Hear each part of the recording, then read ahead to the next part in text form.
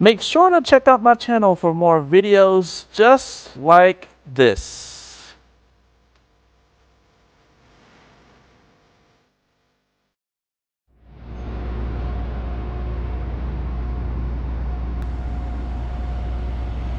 What is going on, people? So it's your boy MrBucketlist, and here we are at the National WW2 Museum in New Orleans. You see I got my coronavirus mask on, you know what time it is. Anyway, so let's check it out.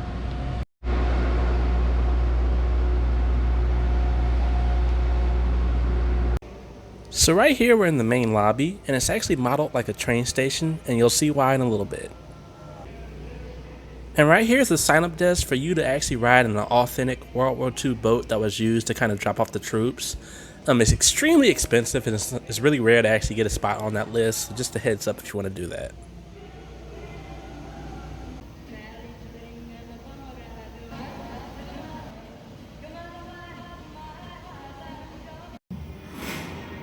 I landed on D-Day with the 1st Infantry Division on Omaha Beach. Our Higgins boat hit a sandbar. Now, the really cool thing about this particular museum is it kind of gives the perspective of how America actually joined into the war. Of course, with us, it really started with Pearl Harbor and the whole bombing and all that stuff. But like I said, it gives us our perspective of how we kind of set it out and just kind of made speeches about it and things like that until we actually got attacked. And that's when things really started to go down. And that's when we jumped in. And speaking of Pearl Harbor, this is actually an authentic piece from the USS Arizona that was attacked. Now right here is actually one of my favorite areas of the actual location. Ironically, this is one of the last places I stopped at, but it was just really cool. It's like this really huge area that has all these different either mock or previous planes. I'm not really sure because there wasn't any staff around to ask questions. And it kind of gave you like the real size, like a real size comparison of how big we are as humans compared to these particular vessels and ships and things like that. So it was really cool to see. Like I said, it was really empty, so no one was there, and it was just really, really nice to be in that big room. Now, for someone like myself personally, I don't know really much about the military whatsoever, so it was really cool to kind of go to this museum to kind of learn more about the military and the different branches and what their purposes are and things like that. So again, for someone like myself who's not really educated well in our military's history, it was really refreshing to kind of, like I said, get the new perspective and also learn some new information.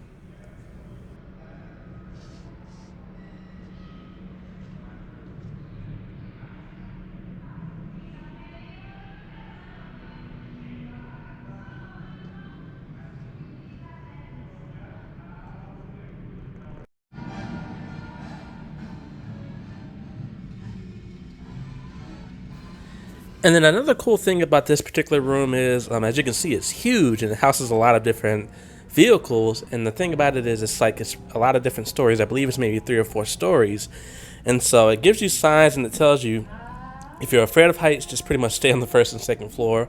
But there's actually like a sky bridge you can basically walk across, and it feels like you're kind of walking the Raptors on top of the ceiling because you're really high up, but you get to look down and get that perspective as far as, like I said, if you're actually in the vehicle. So it's really cool to be up there. For me, I mean, sometimes I'm scared of heights, sometimes I'm not. It just really depends on what the atmosphere is. But for me, I actually felt pretty comfortable up there. So definitely check it out if you get a chance. Now, like I was saying earlier, this museum itself is huge. I mean, it literally is the National World War II Museum for the entire United States. I mean, it tries to have almost everything about that particular area in time. And so it's really cool because when you kind of walk through the museum, like I said, it has the different facts and the different props and guns and stuff like that and different vehicles that were used during the war. But it also has these parts like this where you basically go through the different times as far as like how people's homes were set up around that time. So it kind of has like recreations of that and basically how people were living during the time period of World War II.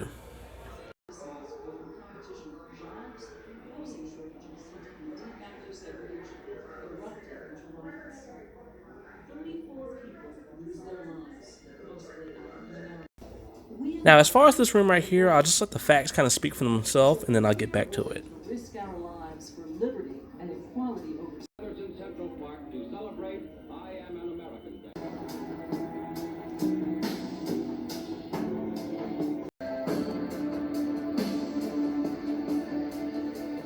Charter of liberty and democracy. But to the people,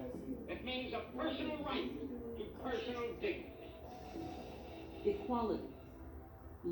So as you all saw, I mean, pretty much it kind of shows as far as how different races outside of white people were treated during the war. So as far as people that were fighting for America's side, and of course the biggest ally outside of white people was black people, and then it kind of went down the list as you saw from there. And so it is kind of puts in perspective as far as current times and previous times where people of all races, of minorities in general, when they would come back home, they would get treated poorly even though they did fight side by side during the war. So like I said, it really kind of gives you just a second way to view things because at the end of the day, everyone was fighting for the same thing, at least country by country. A newly discovered element, which may also split apart. Rhodes chooses Oak Ridge, Tennessee as the site for mass production of enriched uranium. In a squash court under the football grandstand, Enrico Fermi's team tests the first self-sustaining fission chain. Now, like I was saying earlier, as far as this museum itself, so it kind of has, at least at the time of this recording, it had about 5 different areas, different main portions of the location itself that you can visit. And each different area kind of represented a different time period or a different stage in the war itself. Now, what I didn't actually record because it didn't work out for me was when you first actually start and you saw the little train ride that we had when you first get to the actual location. During that train ride, you're kind of assigned a person that you kind of follow as far as their journey throughout the entire experience. The card they gave me didn't work, and of course, because of COVID, they really didn't want people touching that much. So, like I said, I didn't get to experience that, but that's basically what it is. So you're going to step in the perspective of a soldier and just kind of go through his life or his experiences until the end of either his life or the end of the war. And so, like I said, that perspective is kind of cool. I just kind of wish it worked out for me.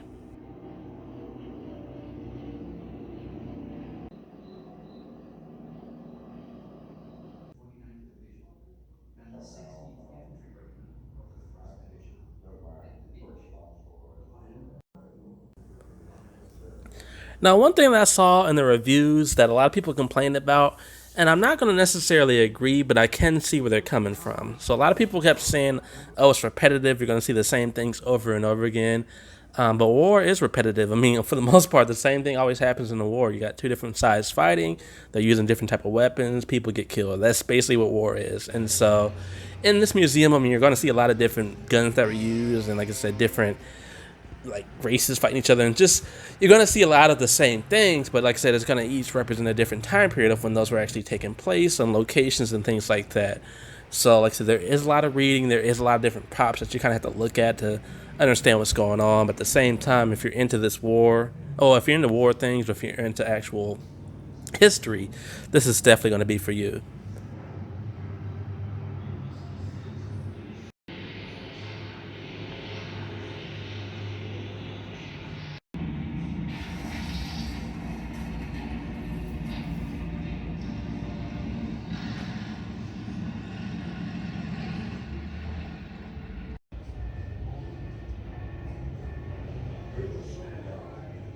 Now, there is also something that I definitely would say would be a must-do when you come to this location.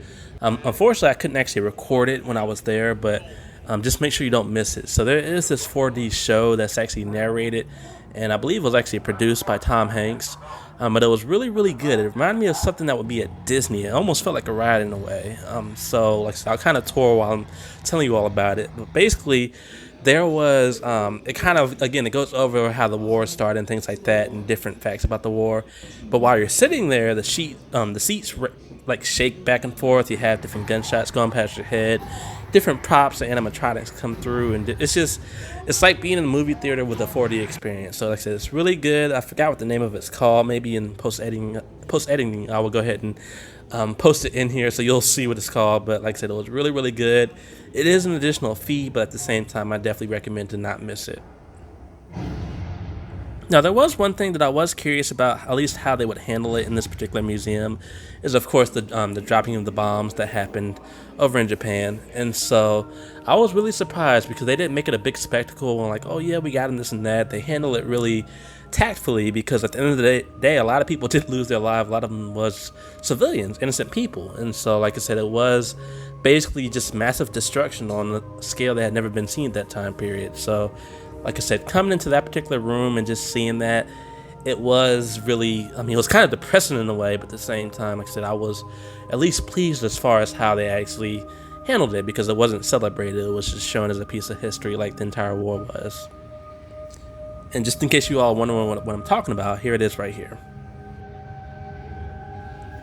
And then as far as the temporary actual exhibit they had when I was there was actually this glass exhibit. And what it basically did was it had different glass shards from the different churches and different buildings that happened to either be bombed or just destroyed around World War II. So like I said, this is definitely cool as well, just to be able to see these different glass things and stuff like that. And since it was a temporary exhibit, they weren't really behind like any like walls or anything like that. So you could potentially touch them if you wanted to. But of course it's glass, so you definitely want to stay back. So yeah, that's pretty much it. I don't want to hold you all too much longer. Basically, I'll try my best to edit this so this kind of makes sense as far as ending the video. But like I said, it was a really, really good time as far as just kind of going there. This was one of the highest ranked things, at least on TripAdvisor and just in other general websites as far as what to do in New Orleans. And since COVID was going on, Mardi Gras was not really an option. So it was definitely nice to come here and see this. So again, if you're a huge history buff, or maybe you had some family members that served around this time period, or you're just interested like myself, I would definitely say go ahead and come here. It's not something that you can do all day unless you literally want to sit there and read all the different informations for each little prop. But it is something that you can do for maybe 2 at the most 2.5 hours. And just something different. It's going to keep you outside from the heat or in the cold, because it is inside a building. And it is, like I said, it's a good time. It's a good way to get some good history in. So again, I appreciate you all watching this video. I'll try my best to edit it so this all makes sense as far as my closing. Definitely check out my other videos. I do official reviews, not necessarily tours like this one. And until then, I'll see you next time. It's your boy, MrBucketlist. Peace out. Thanks for watching the video. If you like what you saw, please check out my channel for more videos just like this. Make sure to hit that subscribe button. Until then, I'll see you next time. Peace.